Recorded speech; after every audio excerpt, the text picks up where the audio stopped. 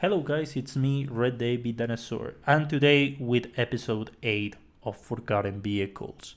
Today, the car that got featured is the Ocelot Penetrator, suggested by Riley Blackfox, a great friend of mine, and also she has a really cool channel about planes and all that good stuff. You go check her channel.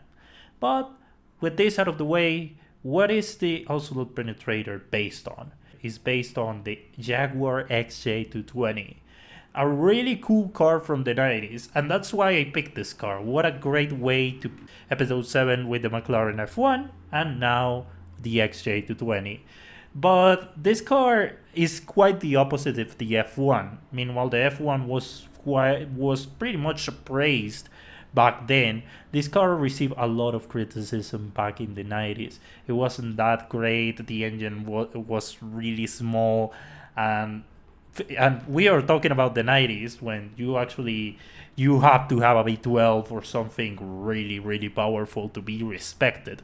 On this, it has a V6 twin turbo that today doesn't sound that bad. But back then it was really criticized because Jaguar was meant to be was really famous for its V12 engines, and this car didn't have one of those. So that's why. Also because the car also appeared in the 90s crisis. So yeah, that's one thing as well.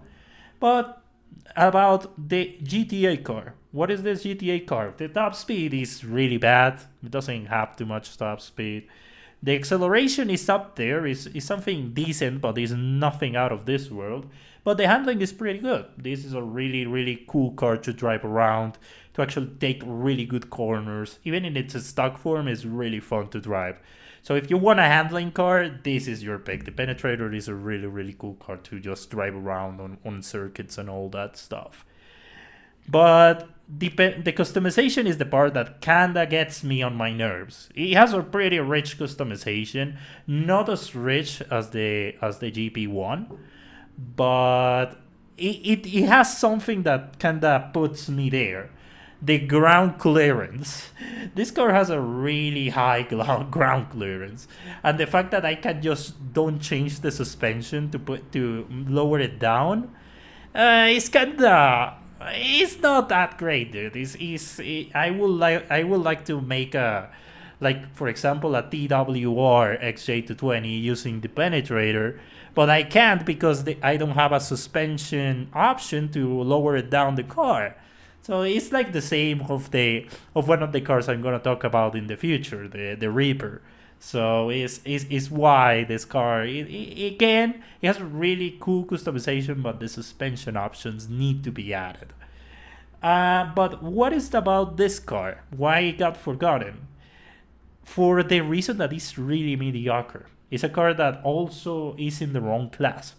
In my opinion, this car should be in a sports classics, same as the GP1. These cars are from the 90s, are not competitive against new supercars and hypercars. So it's not fair for a car that is based on a 90s supercar to compete with something that is from the 220s, from the 2020s or the 2010s even. So it's not that great.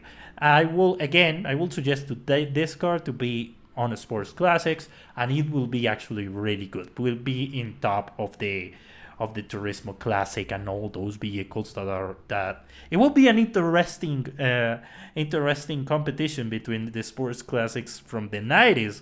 For example, the Turismo Classics, the GP1, and the Penetrator. That will be a really cool category to get. But it's Rockstar what we're talking about, so I don't expect too much. But that's pretty much it for today. Let me know in the comment section, what do you think of the Ocelot Penetrator? What do you think of it? What would you change to make it more a less forgettable car? So, and I make every single Thursday a new episode of Forgotten Vehicles.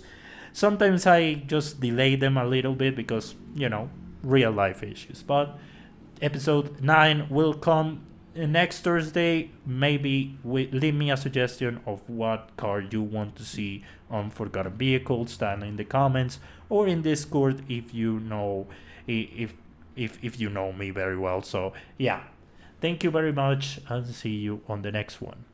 Goodbye.